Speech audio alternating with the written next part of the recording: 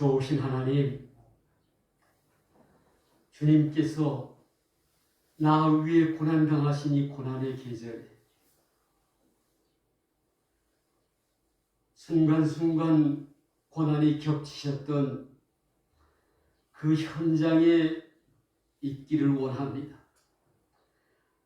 말씀으로 저희들을 인도하여 주셔서 주님께서 고난당하시던 그 아픔의 순간들과 고민의 순간들을 경험하는 시간이 되게 하옵소서. 무익한 것을 은혜로 붙잡아 주시기 원하오니 예수님의 이름으로 기도합니다. 아멘. 아멘. 할렐루야. 아멘. 사람은 누구나 극한 환경에 몰리면, 기독교인이라면 누구나 자기 자신을 위해서 먼저 기도하기 마련입니다. 성경 속의 히스기야 왕은 하나님의 선지자가 계시해 주셔서 히스기야를 찾아가서 당신의 명이 이제 다 됐다, 그러니 준비해라, 이런 통보를 받은 후에 그는 하나님께 기도를 시작하는데, 제발 좀 살려달라고 하나님께 기도하는 내용이 있습니다. 그래서 히스기야 하면 기도의 사람이라고 할 만큼 그런 문제가 있을 때마다 하나님께 기도합니다. 야곱의 기도도 성경에 여러 번 나오고 있는데, 그가 못된 짓을 하고서 형의 장자권을 강제로 빼앗은 거나 마찬가지죠. 형이 화가 나서 기회만 엿봅니다. 어머니가 보니까 이게 형이 동생을 어찌할 것 같아서 야곱을 외삼촌 라반의 집으로 보냅니다. 어린 나이에 외삼촌 댁으로 가는 첫날 밤에 광야에서 너무너무 무섭고 두려워서 그가 하나님을 향해서 기도하는 내용이 보였습니다. 우리는 급박한 상황이 내 앞에 부딪히면 제일 먼저 나를 위해서 기도합니다. 한나라는 여인은 아기를 낳지 못하는 것 때문에 여인이 겪을 수 있는 가장 큰 아픔을 겪었던 사람이 한나입니다. 그가 성전에 가서 울며 하나님께 기도합니다. 나를 불쌍히 여겨달라.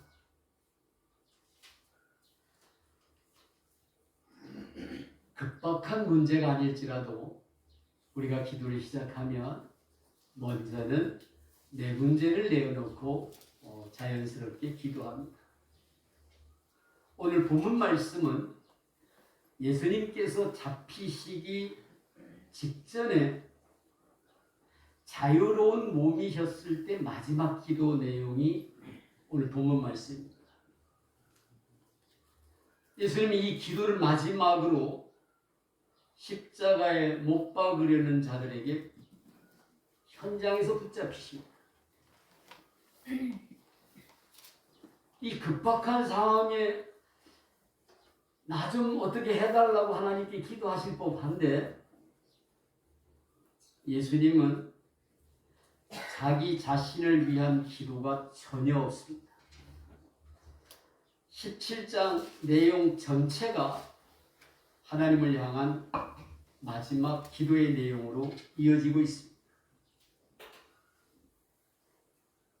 자신을 위한 기도는 조금도 찾아볼 수가 없고, 그 기도의 내용은 두고 가는 제자들에 대한 염려 때문에 제자들을 위한 기도가 이어지고 있음을 우리에게 보여주고 있습니다.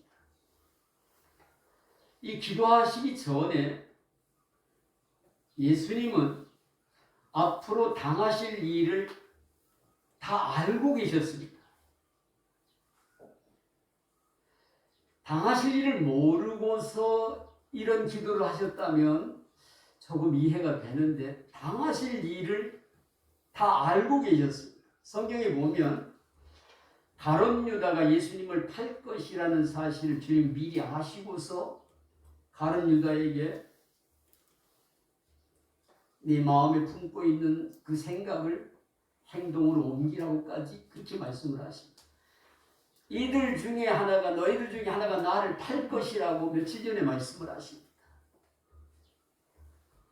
베드로가 예수님 앞에서 예수님 보는 그 현장에서 예수님을 모른다고 할 것이라는 사실을 아시고서 베드로야, 네가 오늘 밤 나를 모른다고 3번이나 이야기할 거다.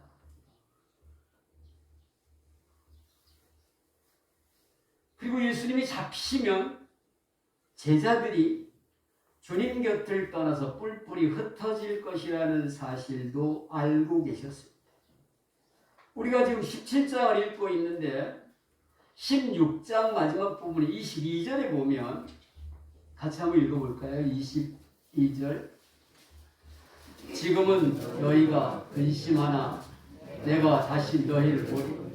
너희 마음이 기쁠 것이요 너희 마음을 빼앗을 자가 없으리라. 여기서 이렇게 말씀하고 있는데 그 말씀을 쭉 하시다가 말씀을 이어가시다가 맨 마지막 부분에 32절에서 주님께서 제자들에 대해서 이야기하십니다. 보라, 같이 읽어볼까요?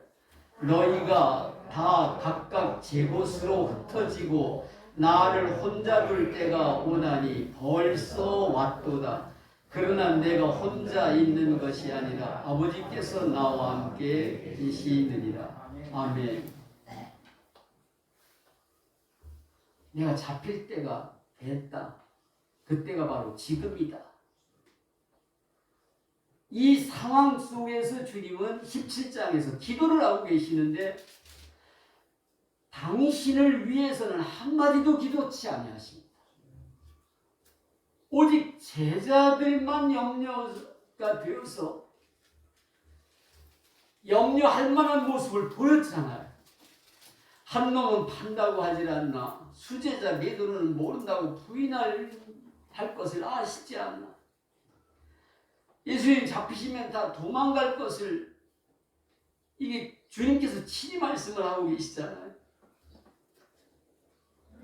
그러니 예수님 마음이 얼마나 심란하셨을까.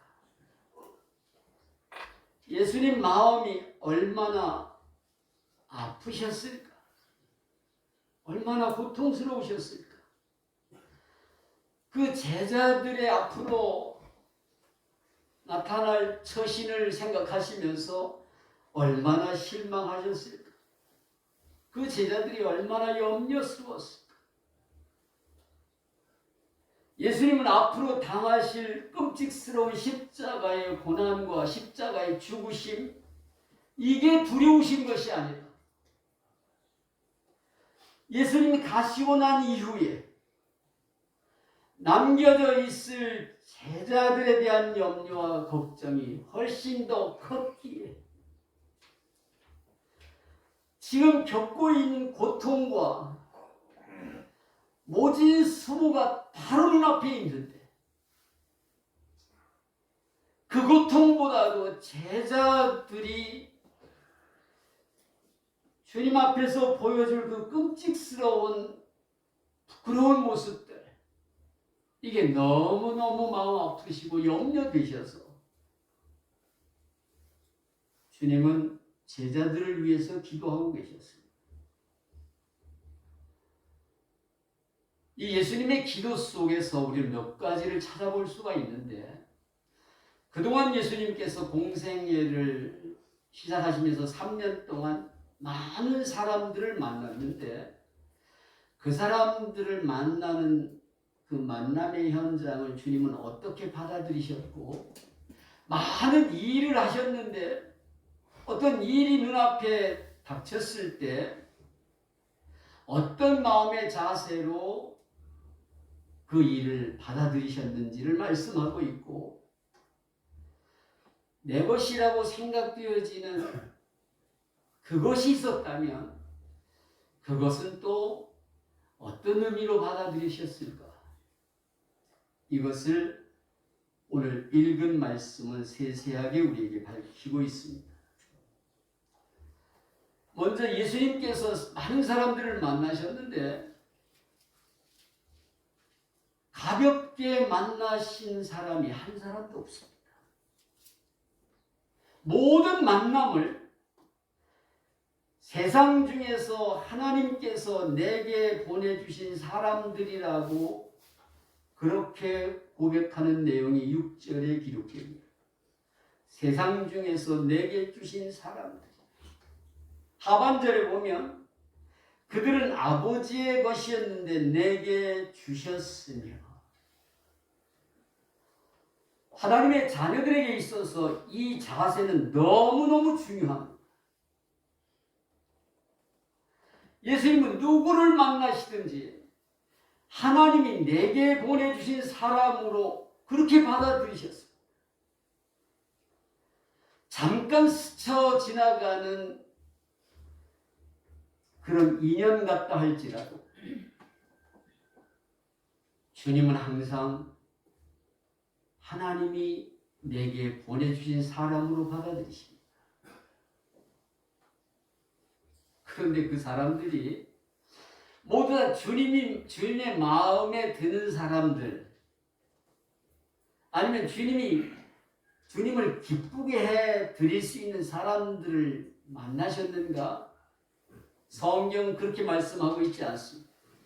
거의 대부분의 사람들이 뭔가 예수님의 도움을 받기만을 원했고 예수님에게 상처를 드렸고 예수님을 괴롭게 만드는 일에 앞장서는 사람들과의 만남이 대부분이었습니다.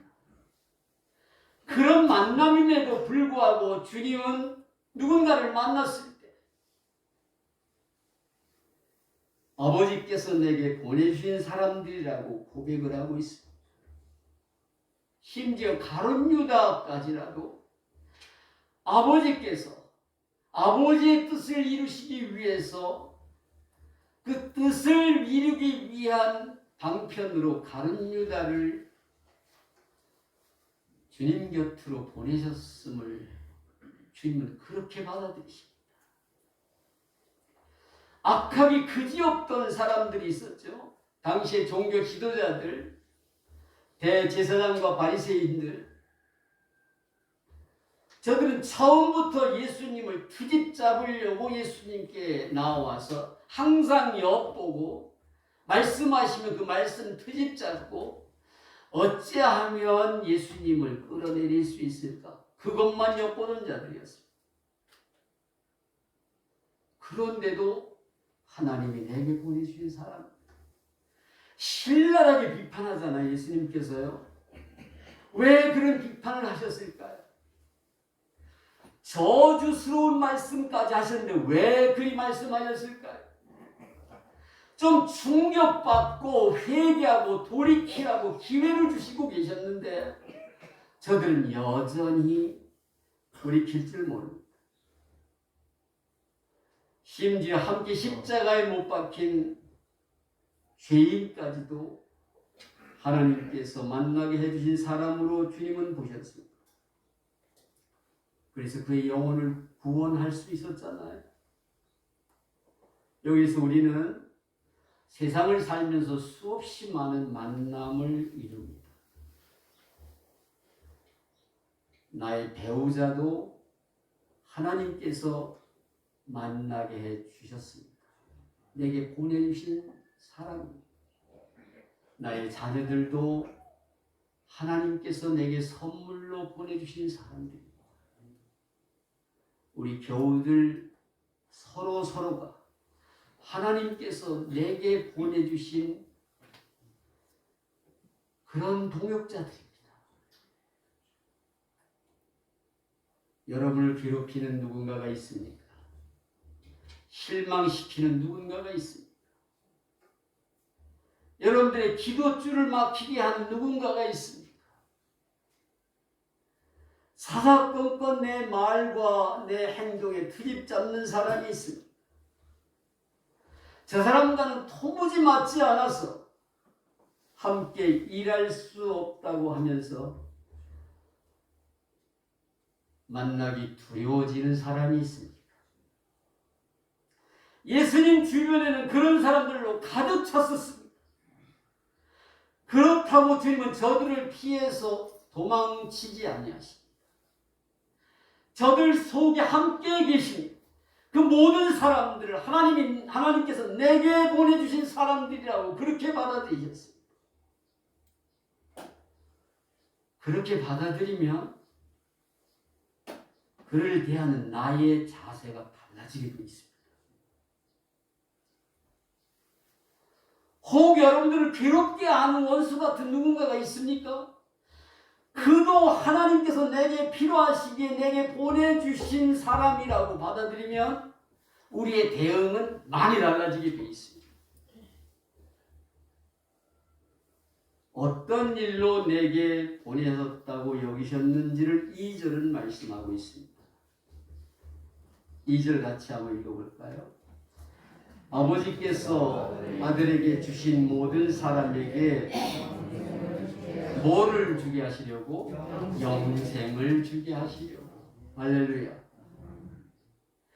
그가 악한 자이든 선한 자이든 예수님을 반대하는 자이든 예수님께 호의를 갖고 있는 사람이든 하나님께서 저 사람을 내게 붙여주신 것은 저 사람의 영혼을 구원케 하시려 내게 보내주셨다고 그렇게 받아들이셨습니다. 우리들은 날마다 많은 사람들을 만납니다. 내가 사랑하는 가족과 교우와 친구들을 만나고 직장 동료들을 만납니다. 함께 여행을 같이 다니는 동행자로도 만납니다. 그런데 우연한 만남이라고 생각하면 하나님께서 기뻐하실 일은 절대로 일어나지 않습니다. 어쩌다 함께 하게 되었노라고 그저 우연히 지나치는 어떤 길목에서 만난 사람이라고 생각하면 주님이 원하시는 일은 절대로 그 만남에서 이루어지지 않는다는 겁니다. 그 만남이 어떠하든지 하나님께서 저 사람의 영혼을 구원케 하시기 위해서 내게 붙여주신 사람이라고 생각되어지면 우리의 대응은 많이 달라지게 되어 있습니다. 그 사람이 아무리 내 혈기를 자극해도 우리는 혈기를 부릴 수 없습니다. 그 사람이 아무리 나를 괴롭혀도 상대처럼 그렇게 대응하지 않게 됩니다. 예수님이 본을 보여주셨잖아요. 영혼을 구원케 하시려고 내게 보내주신 사람들이라고 주님이 생각하셨다면 주님의 제자된 우리들도 그렇게 받아들여야 마땅하지 않겠느냐고 주님은 여기서 기도 가운데 말씀하고 계십니다. 우리가 같은 기독교인이고 같은 예수 믿는 사람이니까 서로 복음을 나누고 은혜를 나누고 사랑을 나누고 서로에게 힘이 되어줄 만한 그런 만남들이 많이 있잖아요. 그런데 상대적으로 모든 면에 내게 도움이 되지 아니한 그런 사람들과의 만남도 다분히 많습니다. 만남 가운데 50%는 내게 도움이 되는 사람들이고 50%는 안 되는 사람들입니다. 그렇다면 내게 호의적인 사람이나 내가 도움을 받을 수 있는 사람과만 좋게 지내고 서로 사랑하면서 그렇게 지내면 되나요? 나를 반대하는 사람, 내게 상처 주는 사람, 나를 괴롭히는 사람과는 어떻게 관계를 맺어왔습니까? 주님은 똑같이 받아들이셨다는 겁니다. 혹시 저 사람을 회개시키시기 위해서 전도하라고, 영혼을 구원하라고 내게 보내신 것은 아닌지, 나를 통해서 저 사람에게 작은 것이지만 하나님의 뜻을 전달하는 전달자로서의 역할을 하라고 보내신 것은 아닌지. 예수님은 항상 모든 만남 그렇게 생각하셨길래 십자가에서 함께 내어달린 죄인을 보셨잖아요. 오른편 강도를 보실 때 저는 죄로 죽는 놈이고 나는 죄가 없는데 죄 있는 사람 대신해서 죽는 것이다 하시면서 너는 너고 나는 나다 했다면 어떤 일도 거기서 벌어지지 않았을 겁니다. 하나님께서 이 때를 위하여서 저 강도가 내 곁에서 함께 죽게 하셨구나. 이 때를 위해서 이렇게 만나게 하셨구나. 그렇게 받아들이시니까 그를 향하여서 이야기하시잖아요. 오늘 네가 나와 함께 낙원에 있으리라. 그 말씀을 하실 만한 상황이었나요? 발가벗겨진 채 십자가에 달리셨던 주님이 얼마나 부끄러우셨을까요? 가시에 면류관 쓰시고 손과 발 옆구리에 참 찔리우시고 물과 피를 남김없이 쏟으시면서 목말라서 내가 목마르다 탄식하시면서 어찌 다른 사람의 영혼에 관심을 가질 수 있었겠어요? 그게 예수님의 사랑입니다. 그리고 하나님이 이 사람 왼쪽 사람도 오른쪽 사람도 이 때를 위해서 내게 붙여진 사람으로 주님은 그렇게 받아들이셨는데 그 예수님의 사랑과 관심을 오른쪽 사람은 받아들였고 왼쪽 사람은 받아들일 수 없었다는 것, 그게 다른 점이었습니다. 우리 많은 사람들을 만나잖아요. 좋은 사람들 50% 만나고 안 좋은 사람들 50%가 틀림없습니다. 한 교회 안에서도 똑같습니다. 생각을 바꿉시다. 예수님의 마음으로 바꾸어야 됩니다.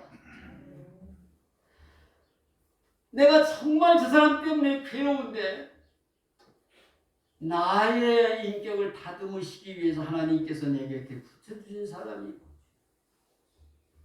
그와 더불어서 아름다운 관계를 회복하시라고 나를 훈련시키시기 위한 하나님의 방법으로 받아들이시면 우리의 대응은 많이 달라지게 돼 있습니다. 또 예수님은 어떤 일이 보여졌을 때 하나님께서 내게 맡겨주신 일로 그렇게 받아들이십니다. 4절에 보면 아버지께서 내게 하라고 주신 일을 내가 이루어. 아버지께서 내게 하라고 주신 일로 받아들이셨습니다. 심지어는 극한 고통에 시달리셔야 되는데 그 일로 생명을 잃으셔야 되는데 그 고통마저도 하나님께서 내게 하라고 주신 일로 그렇게 받아들이십니다. 마태복음 26장 39절에 보면 아버지여 할 수만 있으면 이 잔을 내게서 지나가게 하옵소서. 그러나 나의 원대로 마옵시고 아버지의 원대로 하옵소서.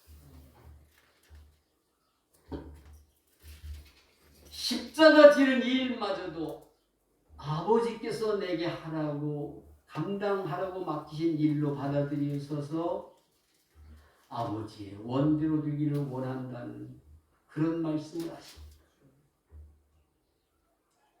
이것이 예수님의 모습입니다. 아버지께서 내게 하라고 주신 일이라면 십자가도 감당하겠나이다. 우리는 늘 그러잖아요. 감당기 어려운 문제에 부딪히면 아버지 왜 내가 이 일을 당해야만 되나요?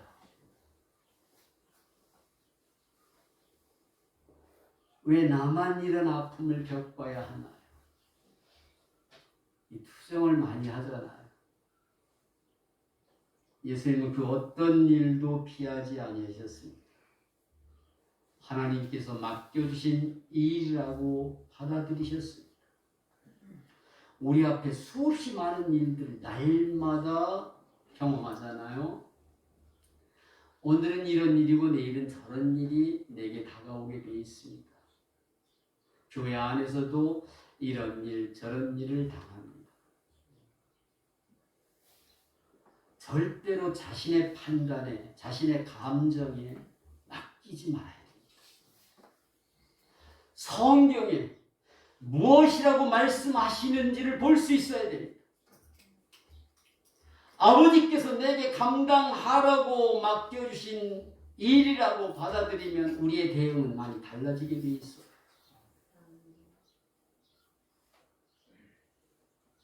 실전에도 보면 예수님께서 지금 그들은 아버지께서 내게 주신 것이 다 아버지로부터 온 것임을 알았나이다. 예수님은 주변의 모든 것들, 그것이 대상이 사람이든지 아니면 물질이든지 환경이든지 다 아버지께서 아버지의 것이었는데 내게 주신 것들이라고 그렇게 고백을 합니다. 9절 하반절에도 보면 제자들을 가리켜서 내게 주신 자들이 다 아버지의 것이로소이다. 제자들을 어쩌다 만난 게 아니고 예수님이 제자들을 택하셨잖아요. 내가 택한 것이지. 그 관계가 예수님이 제자를 택하심으로 사제지간이 된 거잖아요. 근데 예수님은 그렇게 안 받아들이셨어요. 아버지께서 아버지의 것이었는데 내게 주신 것입니다. 아버지의 것이었는데 내게 관리를 맡기셨을 뿐입니다. 그렇게 받아들이셨어요. 내 것이 없다고 주님은 지금 말씀하고 계신 것입니다. 내 것이라고 생각되어지는 모든 것들이 하나님의 것이라고 주님은 말씀하고 있습니다. 내가 누리고 있는 이 모든 것들, 내 재산과 내 시간과 내 자녀와 내 모든 소유와 이 모든 것들이 내 것은 없고 다 아버지의 것이고 하나님께서 내게 맡기셔서 관리하게 하시는 것들이라고 주님은 그렇게 받아들이십니다. 우리가 이 세 가지만 기억을 하면 사람을 대할 때나 환경을 대할 때나 뭔가를 대할 때 많이 다르게 반응할 수가 있습니다. 그래서 우리가 주님을 조금씩 닮아갔으면 좋겠습니다.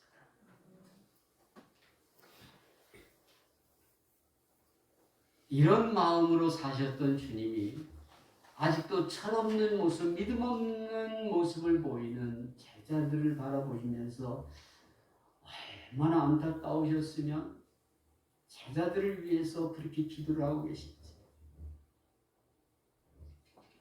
잠시 후면 잡히셔서 모진 고난 당하실 주님께서 십자가의 모진 고난보다 더 걱정스럽고 더 큰 아픔이 앞으로 제자들이 보여줄 그런 부끄러운 모습들, 그것이 염려가 됐습니다.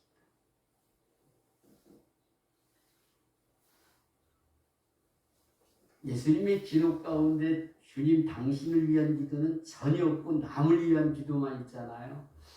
근데 이 기도가 굉장히 중요합니다. 왜냐하면 나를 위한 기도는 거기에 욕심이 많이 작용이 될 수밖에 없습니다.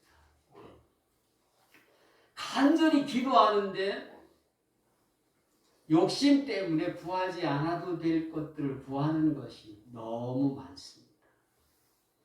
남을 위한 기도는 욕심이 들어가지 않아요. 진심이에요. 우리의 기도를 한번 생각을 해봅시다. 내가 남을 위한 기도를 많이 하고 있는지, 나를 위한 기도를 많이 하고 있는지. 예수님은 남을 위해서 늘 기도하십니다. 그리고 우리가 기도 중에 가장 중요한 기도는 언제든지 내 생명을 부르시기 직전에 유언 삼아 하는 기도처럼 효력이 큰 기도는 없습니다. 유언이 그렇잖아요. 우리는 언제 어느 때 하나님께서 내 생명을 부르실지 스스로도 알 수 없잖아요. 준비해야만 됩니다. 그리고 그 문제는 기도해야 됩니다. 하나님 할 수만 있으면 자녀들이 다 보는 앞에서 은혜롭게 주의 부르심을 받기를 원합니다. 그게 복이거든요. 어제도 뉴스에서 언제 세상을 떠났는지 알 수 없는 사람이 혼자 살던 분이 세상을 떠난 채로 발견되어졌다는 그 이야기를 들으면서 가장 불행한 사람은 마지막 순간을 혼자 가는 사람인 것을 또 느낄 수가 있었는데, 할 수만 있다면 자녀들이 보는 앞에서 하나님의 부르심을 받으면서 자녀들은 그 순간에 찬송하면서 보내드릴 수 있다면 세상 그처럼 복 있는 일이 없습니다. 그리고 하늘나라의 부르심을 받는 당사자는 하나님을 향해서 죽을 힘을 다해서 자녀들을 위해 마지막 한마디라도 기도하면서 부르심을 받는다면 자녀들에게 그것은 대단한 영향으로 삶을 변화시킬 수도 있습니다. 제가 몇 번 여러분들에게 말씀드렸잖아요. 우리 고모가, 큰 고모님이 돌아가시기 전에, 며칠 전에 목사님이 오셔서 유언 삼아 남기실 말씀은 없습니까? 하고 카세트를 녹음을 했어요. 저는요, 소원 아무것도 없는데 단 한 가지 있습니다. 우리 맏아들이 예수 믿고 하나님 잘 섬길 수 있는 것, 이 한 가지가 제 소원입니다. 며칠 후 부모님이 돌아가셔가지고 목사님이 장례 예배 가운데 이 녹음을 틀었어요. 상당히 강박한 친구였거든요.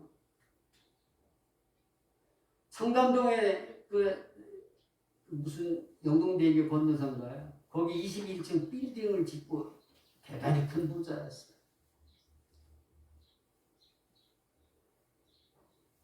조한교에 찾아와가지고 바닥에 아무것도 없이 맨바닥에 앉아서 예배를 이제 드리고 나서 예배 끝나자마자 너무 힘이 들었다고 장의자 하라고 헌금해서 장의자 했었거든요. 이분이 예수 믿고 나니까 그때 통곡을 하면서 그날부터 예수를 믿었어요. 왕신이 중앙교회 성전을 짓는 일을 다 맡아서 했어요. 하루는 저를 찾아와서 평창에 30만 평이 있는데 그거 받으라고 몇 개월을 저에게 받으라고. 근데 저는 그걸 받아서 감당할 능력이 못 되는 사람이라 거기다 자기 산소짜리 하나만 해주면 김 목사 마음대로 그거 활용하라고 거기다 교회도 지어주고 기도원도 지어주고 숙소도 지어준다고 다 털을 다 닦아놓고 부르더라고요. 데려갔더니 예수 믿기 전에는 완전 망난이었고 완전 불효자였어요.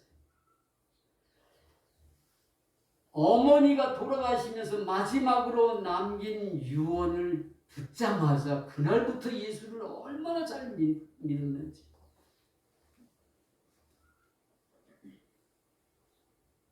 예수님의 마지막 기도, 그 기도를 통해서 우리가 많은 것을 깨달을 수 있는 것처럼 부모의 마지막 기도가 살아생전에 이루지 못한 자녀들에 대한 소원을 마지막 간단한 기도가 내 자녀들의 인생을 바꾸어 놓을 수 있다는 겁니다.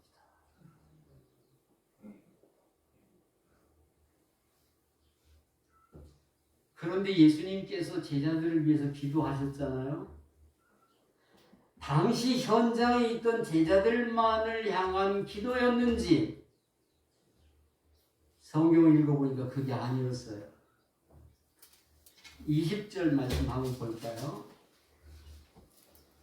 계속해서 이어지고 있는데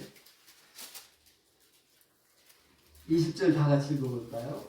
내가 비옵는 것은 이 사람들만 위함이 아니요 또 그들의 말로 말미암아 나를 믿는 사람들도 위함이니. 아멘. 이게 무슨 말씀이에요? 제가 지금 이런 기도를 드리고 있는 것은 내가 불러서 나의 제자가 된 12명의 제자만을 위한 기도가 아닙니다. 그들이 나아가서 복음을 전해서 하나님을 믿게 된 그 사람들까지도 위한 기도입니다. 그 대상이 우리들에게까지 향하신 기도라는 것입니다.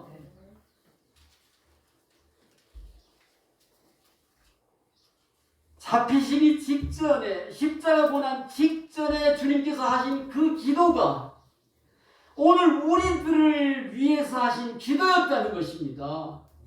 주님이 친히 말씀하고 계시잖아요.